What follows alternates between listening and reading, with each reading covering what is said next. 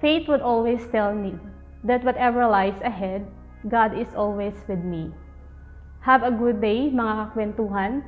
This is Sister Maricris from the Parochial Handmaids of the Holy Spirit. Journey with me sa ating Kwentong May Kwenta.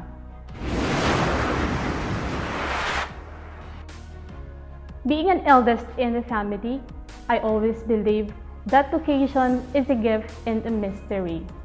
My aunt would always say, this child would become a sister someday. Why? It's because when I was born, my hands are always clasping in prayer. Who could believe that this vocation would come into a reality? When I started to grow up, I always have that interpersonal relationship with all the elders, praying rosary with them.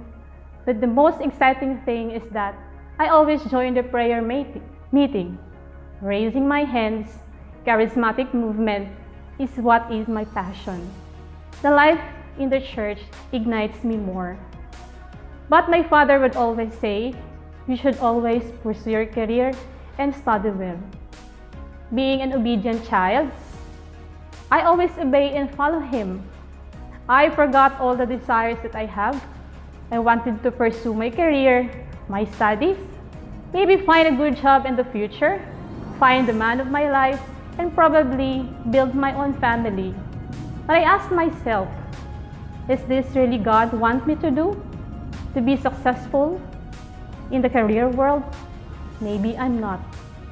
But God moved a 360 degrees twist in my life when my father got an accident that almost took his life.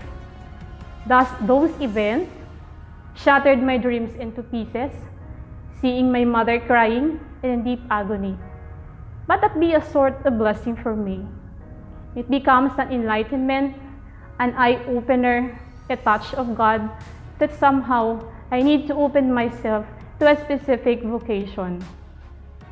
Because of that, after a year of taking care of my father, I leave my mother behind. I entered a convent and followed the desires of my heart. My mother would always say, follow your vocation.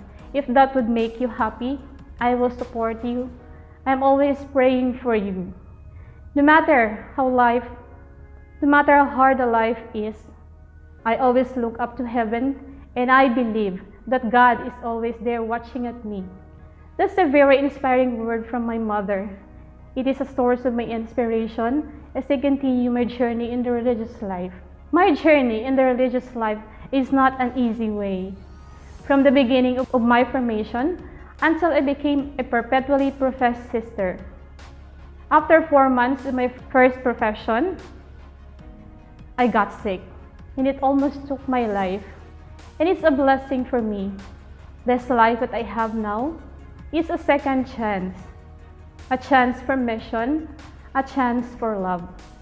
But life is always sweeter. The moment we offer our life to God, it is always a great blessing.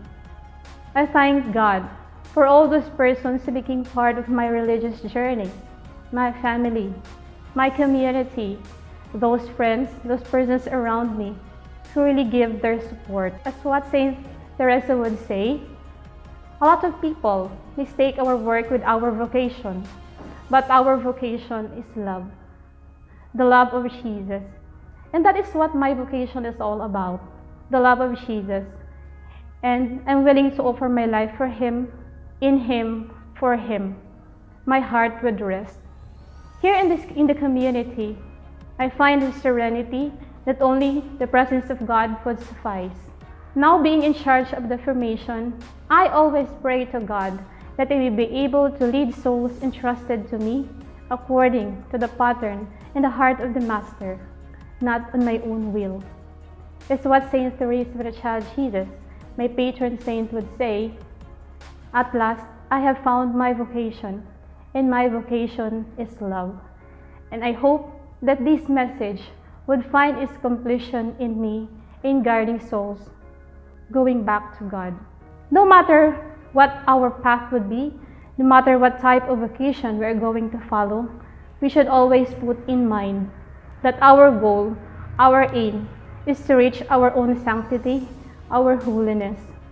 No matter what trials and difficulties that we went through, God is always there. All we need is perseverance, commitment, and fidelity to our own individual calling and vocation. Send, O Lord, holy apostles into your church.